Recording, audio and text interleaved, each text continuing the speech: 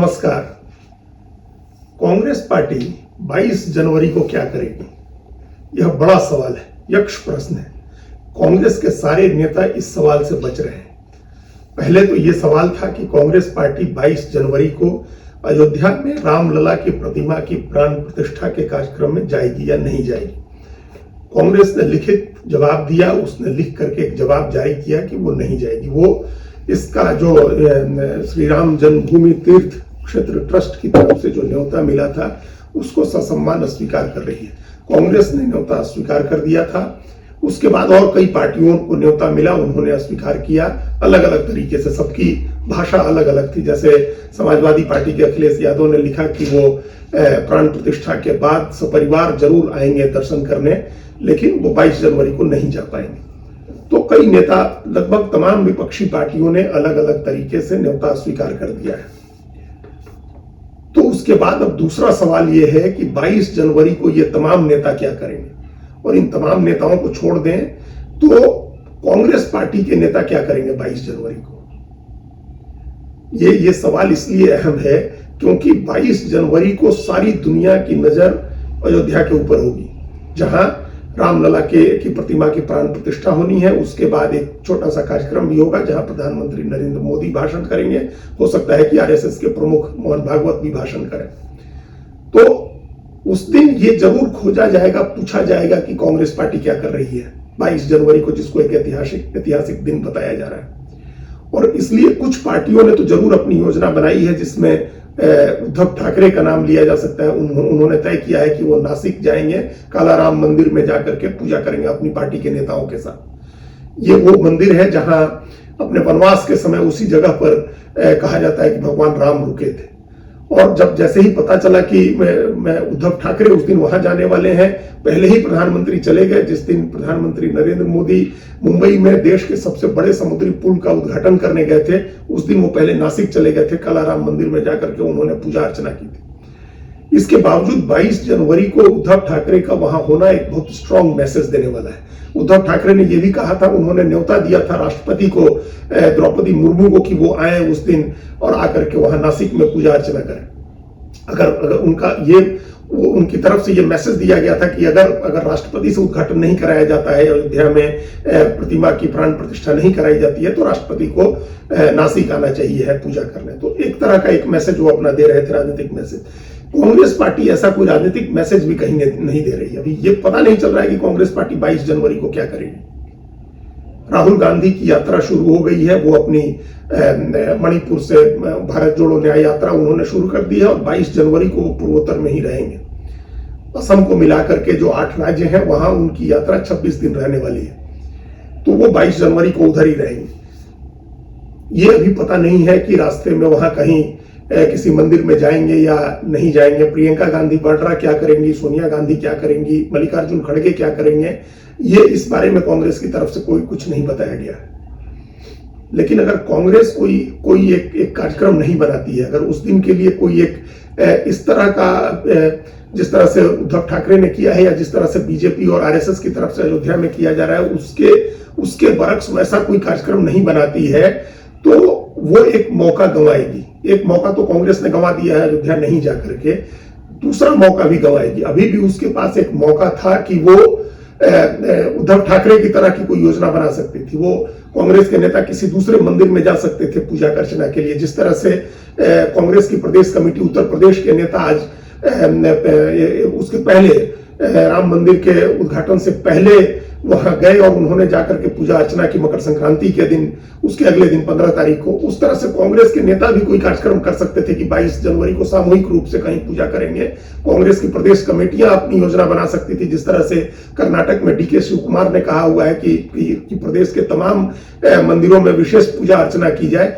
उस तरह की चीजें हो सकती हैं, हिमाचल प्रदेश में भी हो सकती हैं, तेलंगाना में भी हो सकती है, और कांग्रेस का शीर्ष नेतृत्व भी इस तरह की कोई योजना बना करके काम कर सकता है। लेकिन ऐसा होने की कोई संभावना नहीं दिख रही है, और इसका कारण यह है कि कांग्रेस में लगातार एक जो समावेशी सोच पहले रही है, उस सोच की कमी होती जा रही है। कांग्रेस लगातार वैचारिक आधार पर एक लाइन लिए हुए है जो लेफ्ट टू सेंटर की तरफ भी नहीं है, लेफ्ट टू लेफ्ट है। वो सेंटर का जो मध्य मार्ग था वो भी छोड़ रही है और लेफ्ट टू लेफ्ट उसका वो विचारधारा के स्तर पर वो बिल्कुल वामपंथी होती जा रही है। और ये कहीं ना कहीं सीताराम येचुरी या इस तरह के जो सलाहकार हैं राहुल गांधी के या जेएनयू के जो पढ़े लिखे लोगों की टीम है, उन सब का असर है जो राहुल गांधी के ऊपर है, जिसकी वजह से कांग्रेस में इस तरह की स्थिति पैदा हो गई है। मल्लिकार्जुन खड़गे जो अध्यक्ष हैं वो भी इसी विचारधारा को मानने वाले हैं, वो भी उनका भी हिंदुत्व की विचारधारा के प्रति कोई लगाव नहीं है। तो ये चीजें कांग्रेस को अगर ऐसी स्थिति रहती है तो ये कांग्रेस के लिए आत्मघाती है। कांग्रेस को अपना इतिहास याद करना चाहिए। हमेशा कांग्रेस की राजनीति में दक्षिणपंथी नेताओं की भी एक बड़ी जमात रही है। आजादी के पहले से लेकर के, मदन मोहन मालवीय से लेकर के, और उससे भी पहले देखें जब बाल गंगाधर तिलक से लेकर के, लाला लाजपत राय, बाल गंगाधर तिलक से लेकर के मदन मोहन मालवीय और राजर्षि पुरुषोत्तम दास टंडन तक, और उसके बाद आधुनिक समय में भी स्वयं नरसिंह राव से लेकर के, और एक लंबी परंपरा रही कांग्रेस में जो दक्षिणपंथी नेता थे, जो लोग सेंटर टू राइट सोच रखते थे। और कांग्रेस इस सेंटर टू राइट और सेंटर टू लेफ्ट दोनों तरह के विचार रखने वाले नेताओं के साथ बजा विधिवत तालमेल बना करके काम करती थी। अब वो संतुलन खत्म हो गया है। अब सेंटर टू राइट वो नेता खत्म हो गए। अब सेंटर टू लेफ्ट भी नेता नहीं है, अब लेफ्ट टू लेफ्ट के नेता है। सिर्फ लेफ्ट जो उस तरह की कम्युनिस्ट राजनीति करने वाली, जो हालांकि कई बार राहुल गांधी ऐसी राजनीति करते हैं, लगता है कि वो शिव भक्त हो गए हैं, कभी कैलाश मानसरोवर जा रहे हैं, कभी केदारनाथ जा रहे हैं, लेकिन वो भी कहने की बात होती है। वो बाकी हमेशा हर समय जो आचरण में होना चाहिए, पार्टी के आचरण में होना चाहिए, वो नहीं दिखाई देता है। तो इसका नतीजा ये हुआ है कि एक हिंदुत्व से एक तरह की दूरी कांग्रेस की दिखने लगी है।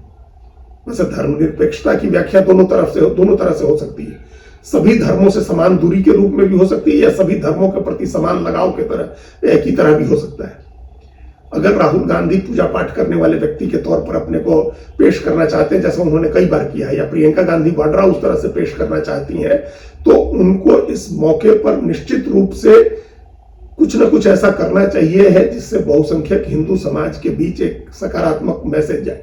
ऐसा नहीं है कि इस तरह की पूजा पाठ करने से, 22 जनवरी को किसी मंदिर में जाने से जो भाजपा का वोट है वो टूट करके कांग्रेस की तरफ आ जाएगा। कांग्रेस के नेता अयोध्या भी जाते तब भी वो वोट टूट करके नहीं आ रहा था, लेकिन उस वोट को तोड़ने की या उस वोट को टारगेट करने की जरूरत भी नहीं है। वो वोट तो 22 ही करोड़ है। उसके अलावा 40 करोड़ से ज्यादा लोग ऐसे हैं जिन्होंने वोट किया बीजेपी के विरोध में, बीजेपी के खिलाफ वोट डाला। उस वोट को कैसे एकजुट करेंगे? अभी एक सर्वे किया था CSDS और लोकनीति ने, जिसके बारे में उस संस्थान से जुड़े संजय कुमार ने लेख लिखा। उन्होंने बताया कि जो पूजा पाठ करने वाला हिंदू है, जो नियमित पूजा पाठ करने वाला हिंदू है, उसमें से 53%, 53% हिंदू बीजेपी को वोट करता है, जो नियमित पूजा पाठ करने वाला है, और उसमें से सिर्फ 10% हिंदू कांग्रेस को वोट करता है। तो अब नियमित पूजा पाठ करने वालों की संख्या तो लगातार बढ़ती जा रही है, और उसमें अगर 53% बीजेपी को वोट करता है, तो फिर कांग्रेस किस तरह से मुकाबला करेगी? उसको सिर्फ 10% वोट मिल रहा है। और नियमित पूजा पाठ करने वालों की संख्या कैसे बढ़ रही है, इसके रोज के कई सर्वे आए, जिससे यह पता चलता है कि मंदिर जाने वाले नौजवानों की संख्या बढ़ती जा रही है, युवक युवतियां मंदिर जाने वालों की संख्या बढ़ रही है। और एक आंकड़ा अभी 2 दिन पहले ही आया है कि गोरखपुर में गीता प्रेस में जो है 24 घंटे छपाई चल रही है, उसकी मशीनें 24 घंटे चल रही है, और हर महीने रामचरितमानस की 1 लाख प्रतियां छापी जा रही है, और प्रेस के स्टॉक में एक भी प्रति बाकी नहीं, बची हुई नहीं है। गीता प्रेस ऑर्डर नहीं पूरा कर पा रहा है रामचरितमानस का। तो ये एक संकेत है कि किस तरह से भक्ति की भावना और पूजा पाठ करने की और धार्मिक भावना लोगों में बढ़ रही है। और उस वैसे लोगों में से 53% बीजेपी को वोट करते हैं। अगर वो प्रतिशत थोड़ा और बढ़ गया, फिर किसी भी पार्टी के लिए कभी भी बीजेपी को हराने की गुंजाइश खत्म हो जाएगी। तो अभी जो वोट जो नियमित पूजा पाठ करने वाली जो हिंदू आबादी है, उसको आप कैसे मैसेज देंगे कि आप उसके विरोधी नहीं है, या उसकी भावनाओं को आहत करना आपका मकसद नहीं होता है, या आपकी राजनीति उनकी भावनाओं को आहत करने वाली नहीं है? कांग्रेस को इस बारे में गंभीरता से सोचना होगा। ये न्याय यात्रा ठीक है, बहुत अच्छी यात्रा है, जो लोगों को न्याय दिलाने के लिए राहुल गांधी ने यात्रा निकाली। आर्थिक न्याय, सामाजिक न्याय, राजनीतिक न्याय, वो बहुत जरूरी है। इसके पहले वो बार बार मोहब्बत की दुकान की बात करते थे, वो भी बहुत अच्छी चीज है। लेकिन ये हिंदुस्तान एक धार्मिकता वाला देश है, जहां की बड़ी आबादी किसी न किसी धर्म का अनुपालन करती है, नियमित पूजा पाठ करती है, और उसके सार्वजनिक आचरण, सार्वजनिक व्यवहार में भी उसका धर्म कहीं ना कहीं परिलक्षित होता है। कांग्रेस को इस बात का ध्यान रखना होगा और उस हिसाब से यह तय करना होगा कि 22 जनवरी को कांग्रेस क्या करेगी। 22 जनवरी को ऐसा कोई मैसेज नहीं जाना चाहिए है जिससे लगे कि कांग्रेस हिंदुओं की विरोधी है। अगर ऐसा कोई भी मैसेज जाता है तो अगले 3 महीने कांग्रेस का समय इसी के जवाब देते हुए बीत जाएगा और उसको बड़ा चुनावी नुकसान हो जाएगा। धन्यवाद।